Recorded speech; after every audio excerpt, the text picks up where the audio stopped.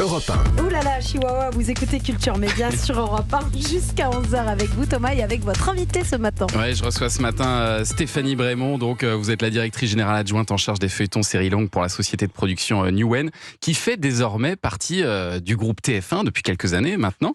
Et vous êtes donc la seule société à produire 3 feuilletons quotidiens avec Ici tout commence, Demain nous appartient et Plus belle la vie encore plus belle. Ça représente au total combien de personnes qui bossent quotidiennement? Ça doit être énorme, non?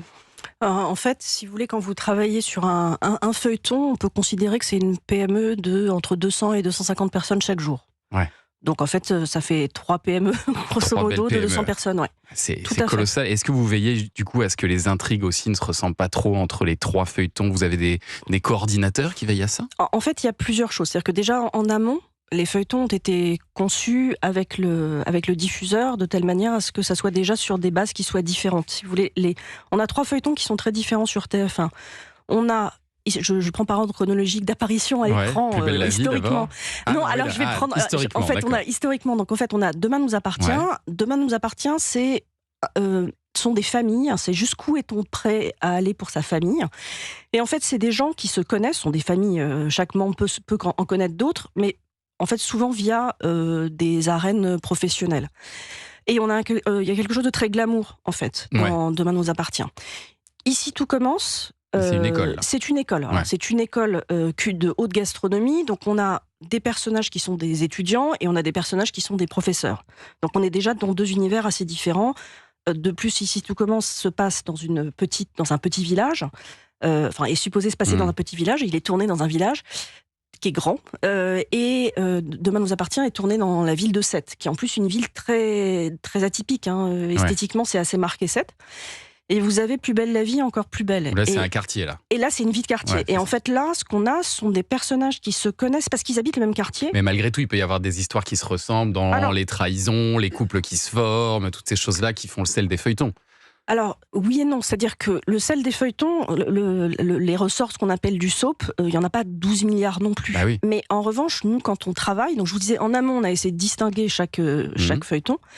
Et ensuite, je dirais, en aval, tous les gens qui travaillent sur les feuilletons, en fait, on a des coordinations qui se parlent. Ah, voilà. On fait attention, par exemple, c'est bête, mais au prénom des personnages, notamment quand on est sur Ici tout commence et Demain nous appartient, parce que comme les deux se suivent en diffusion, il faut éviter qu'on ait...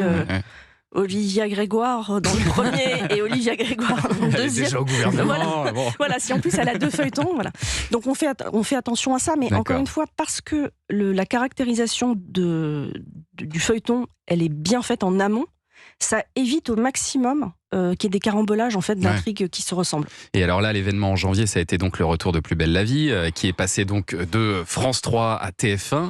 C'était un pari pour vous de relancer la marque sur une nouvelle chaîne, qui plus est un nouvel horaire, vers 13h45 maintenant. Il y a eu près de 3 millions de téléspectateurs qui étaient présents devant leur écran le premier jour. Ensuite, ça s'est stabilisé autour de 2,2 millions chaque jour, plus les replays, plus la rediff du soir sur TFX. Est-ce que vous êtes satisfaite là, 2 mois après ce lancement? Bon, on est absolument ravis. C'était un énorme pari, c'était un challenge que nous a fixé TF1.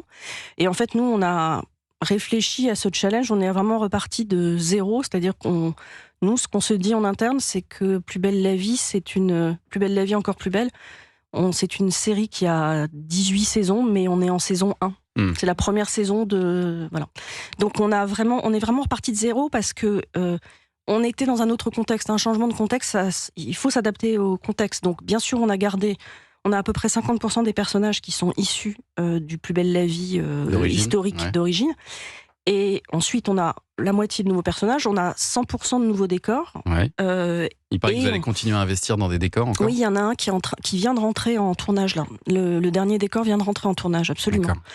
Et ensuite, les équipes aussi. Quand on a constitué les équipes, on a constitué des équipes qui étaient mixtes, c'est-à-dire des gens qui avaient travaillé sur l'ancien Plus belle et des gens qui étaient complètement vierges, entre guillemets, de Plus belle. Et puis la force des feuilletons, c'est que quand on a réussi à attraper les gens, ils peuvent rester fidèles pendant des années et des années. C'est ça qui est formidable. C'est ça qui fait que toutes les chaînes recherchent leurs feuilletons aujourd'hui. Ce qui est formidable quand on fait des feuilletons, c'est que d'abord les gens sont très engagés. Et ça, c'est vraiment très agréable quand on les fabrique. C'est que, en fait, quand vous tombez sur des gens qui aiment les feuilletons, ils vont vous en parler tout de suite. Ouais. C'est-à-dire que tout de suite... Ils vont vous dire « Ah, mais alors ça, j'ai pas aimé, ça, j'ai aimé », c'est toujours intéressant. Il y a un engagement. On parle souvent de l'engagement, souvent les marques du marketing grande distribution, ils vous disent « Ah, l'engagement ». Sur les feuilletons, les gens sont vraiment engagés. Ouais. Et alors vous, Stéphanie Brémond, vous étiez avant à France Télévisions. Est-ce que vous pensez que c'était une erreur de la part de France Télévisions d'arrêter Plus belle la vie ? Alors, d'abord, je ne vais pas me prononcer sur ce qu'a fait mon ancien employeur, mais moi, je pense que c'est sa décision, donc par définition, je ne peux que la respecter. Ouais. Donc, et c'était une logique économique peut-être aussi derrière, parce que Newen a été racheté par TF1, donc c'était peut-être bizarre pour France Télévisions de payer une production à TF1. Bah, ça, je pense que l'idéal, c'est d'en parler à des gens qui sont encore à France Télévisions, plutôt qu'à moi. Mais vous étiez à l'époque à France Télévisions. En l'occurrence, j'y étais à l'époque. Pour moi, c'était pas une question économique vis-à-vis de Newen. La question n'était pas là, elle était plus économique tout court. D'accord, parce que le feuilleton baissait en audience. C'est ça qui a présidé à la décision de France Télévisions. Et qu'un feuilleton, c'est un investissement qui est très important pour un diffuseur. Et qu'à un moment donné, oui, on peut se dire que ça peut s'arrêter. Ouais. On a une petite question sur Twitter pour vous. Oui, vous pouvez réagir sur Europe 1 et nous envoyer vos questions, par exemple, sur Twitter. Estelle vous demande pourquoi la majorité de ces feuilletons sont tournés dans le sud de la France. Pourquoi pas d'autres régions à l'honneur, comme la Bretagne ou le Nord? Ça, c'est une très bonne question. Et en fait, la réponse, effectivement, est météo. Mais moi, je rêverais qu'on puisse tourner dans beaucoup plus d'endroits que ce qu'on fait aujourd'hui. Mais j'ai de la chance, on tourne dans des endroits qui sont fabuleux. En fait, il faut avoir une chose en tête quand on travaille sur le feuilleton, c'est que notre petite entreprise là, de 200 personnes, elle travaille tous les jours de l'année, y compris certains week-ends.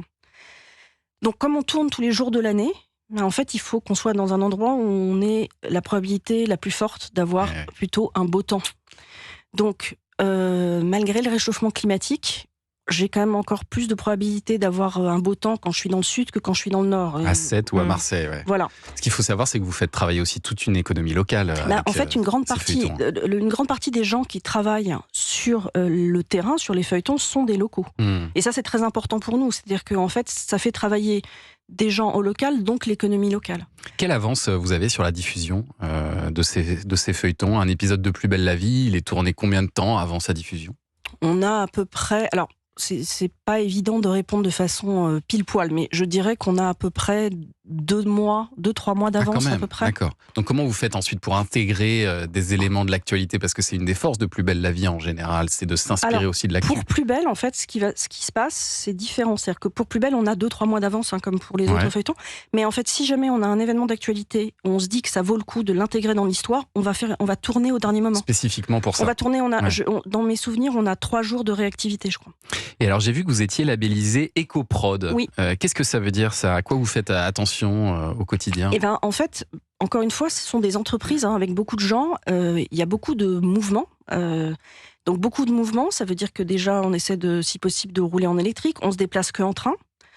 L'avion, c'est vraiment exceptionnel. Ensuite, sur place, sur les plateaux, la cantine, c'est important. En fait, on fait travailler des gens, donc ce sont des humains comme moi. Donc en fait, tout le monde se nourrit. Et en fait, tout ce qui est nourriture, que ce soit à la cantine ou sur les tables régies, c'est local et bio, toujours en vrac. On n'a plus de canettes sur les tournages. On n'a plus que en fait soit de l'eau et des distributeurs d'eau, voire parfois on n'a plus de gobelets. Et donc on a distribué des gourdes. On a limité aussi les impressions de papier.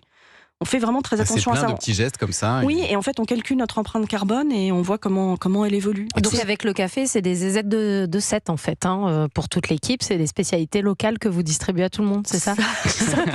Ça peut. Je cherche. Ah oui, d'accord. Ah oui, les ZZ de 7, la spécialité locale. Je vous ramènerai les petits gâteaux, les ZZ de 7. Et alors, vous avez vu que KM6 cherche aussi son nouveau feuilleton, là, mais compte tenu du fait que Newen fait partie du groupe TF1, est-ce que vous pourriez en être les producteurs? C'est envisageable, ça? Est-ce que vous pouvez candidater au feuilleton En fait, M6? le groupe M6 a consulté une grande partie du marché, dont Newen.